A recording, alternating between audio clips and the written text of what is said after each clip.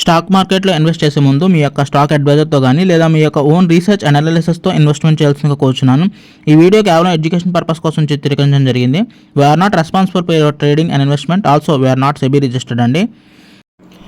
ముందుగా మార్కెట్ మిత్రులందరూ కూడా నమస్తే అండి. 40 డేస్ ఆఫ్ ర్యాలీలో ఈ షేర్లో ప్రజెంట్ మనం 37th డేలో అయితే ఉన్నాం అనమాట. ఎస్జేవిఎన్ ఇప్పటికైతే అసలు ఎటువంటి మూమెంట్ అయితే లేదనమాట ఈరోజైతే. అంటే బయ్యర్స్ సెలర్స్ ఇద్దరు ఈక్వల్గా అయితే క్వాంటిటీ అయితే బై అవుతున్నట్టుగా కనిపించింది అనమాట ఈరోజు అయితే ట్రేడింగ్ సెషన్. అంటే ఆఫ్టర్నూన్ సెషన్ నుంచి కంటిన్యూస్గా చూసుకున్నట్లయితే. అండ్ రేపటికి కూడా సేమ్ 99.70 అనేది రేపటికి ట్రేడింగ్ సెషన్లో అయితే రేపు రెసిస్టెన్సీగానే అయితే ఉంటుంది. ఎందుకంటే పైకే పుష్ అవడానికి ట్రై చేస్తుంది, కానీ అది బ్రేక్ అవ్వట్లేదు అనమాట. లెట్స్ సీ ఏమవుతుంది అనేది. ఇప్పటికైతే నేను చేసిన ఇన్వెస్ట్మెంట్కి ప్రజెంట్ 14.65% లాసులు అయితే రన్ అవుతుందండి. ఓకేనా.